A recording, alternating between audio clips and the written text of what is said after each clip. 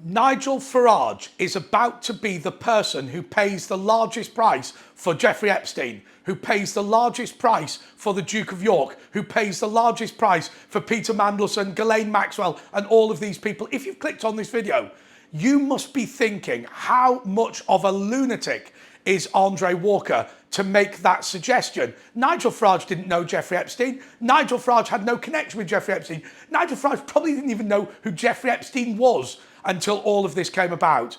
And yet I still say that he's about to be the biggest loser.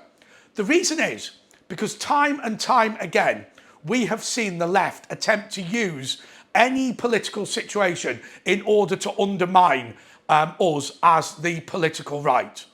And I saw this motion by Rachel Maskell, who is the Member of Parliament for York Central. She says she's introduced a bill to remove the Duke of York's title. Oh no, she hasn't. She's introduced a bill to remove titles, to remove peerages from anybody. In this video, I'm going to explain to you how there is a battle now for the House of Lords, a battle to ensure that Nigel Farage, or whoever wins, whether that be Rupert Lowe, whether that be Ben Habib, whether that be Nick Tanconi, whoever from the right becomes the first genuine patriotic Prime Minister in the recent history of this country, they will be stopped by the House of Lords, and the system is being rigged against them, and the Epstein thing is just the latest in a piece of ammunition to do it. Hello everyone, this is Andre Walker. As you can see, I make unusual and left field videos. Please do subscribe, but hit the bell notification icon. It's the best way to absolutely guarantee you get all my videos as soon as they are released. Okay, so Rachel Maskell, the Member of Parliament for York Central, is doing something relatively sensible. She's brought in the removal of titles bill, which she's saying that titles should be able to be removed by a joint committee of Parliament. That is, if there's a majority on that committee from the House of Commons or the House of Lords, then they can get rid of those titles. But note what she says. It's not just royal titles, it's seats in the House of Lords as well. Now, I will tell you, and if you watch this channel, you would already know, that a few months ago, there was a motion to put Holak in charge of all appointments to the House of Lords, to make it a self-appointing oligarchy, in which what will stop happening is what the system at the moment. And the system at the moment is the Prime Minister recommends people and the King approves them. Holak is supposed to do some due diligence and vetting, but what they want to do is move it entirely to Holak. Holak is dominated by Liberal Democrats. And so when Nigel Farage, or whoever it is, let's call it Nigel Farage because it's Nigel Farage or Rupert Lowe or Ben Habib or Nick Tanconi, whichever patriotic, Robert Jenrick, whichever patriotic person comes in, he'd be fine by the way, whichever patriotic person comes in, they will try and stop them getting a large number of peerages. So first of all, they attempted to make Holak the people that appointed the House of Lords Appointment Commission. So now what would happen is you would apply to Holak for members of Parliament, but you would not get them automatically as the Prime Minister. Now, Nigel Farage or whoever walks into a government in which there is an overwhelming majority of people in the House of Lords who are strongly against him, he'll have a massive majority in the House of Commons, but a massive minority in the House of Lords. They're around at the moment 800-900 members of the House of Lords. Because it's an appointment for life, bluntly, they die, and therefore you don't necessarily know how many there are at any particular time.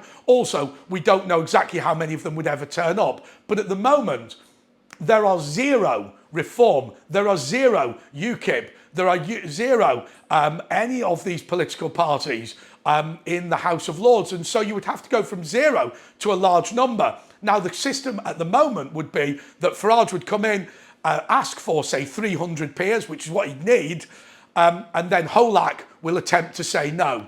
But that's not actually Nigel Farage's plan. Nigel Farage's plan is to go to the King, or rather, this is what he's been advised to do. Whether he will do it, we don't know. Go to the King, and when the King says to him, and we're expecting it to be King William, but when the King comes to him and says, I would like to invite you to form a government, he will say, I can't do that unless I get 300 peers. Now, the reason why he's going to do that is because there's a period in between the general election and when the House sits.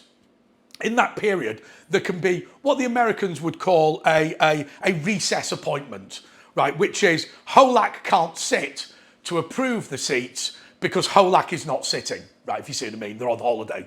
It's the new Parliament. That means that Holak can't stop him.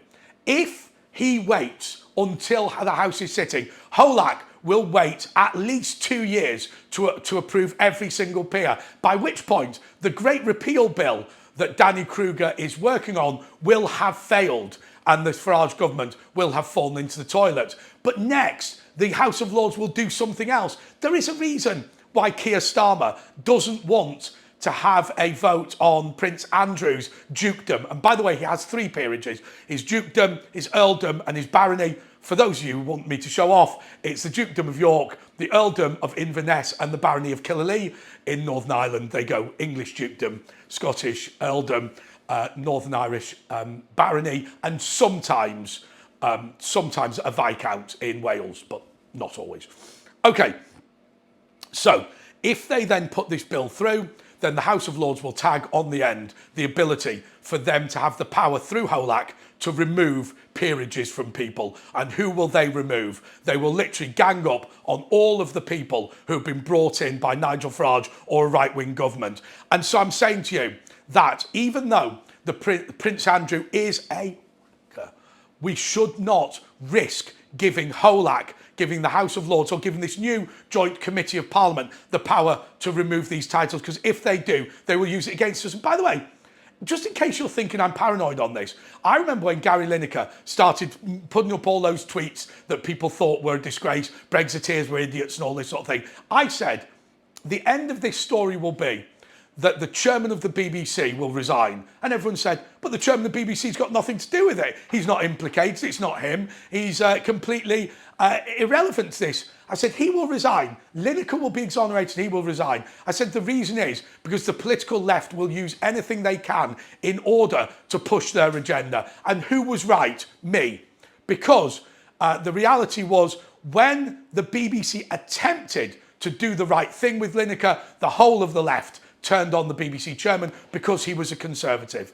Under this new system that Rachel Maskell wants to bring in, the whole of the establishment will be able to turn on the Reform peers. And if you don't believe me, look at the peers that Boris Johnson brought in. The Plaid Cymru nominated somebody from the House of Lords who was 24. The Labour Party have stuffed the thing. Do you know that David Cameron appointed more people to the House of Lords than Henry VIII, King Edward and Elizabeth I combined? And by the way, it's not even close. The difference is in the hundreds.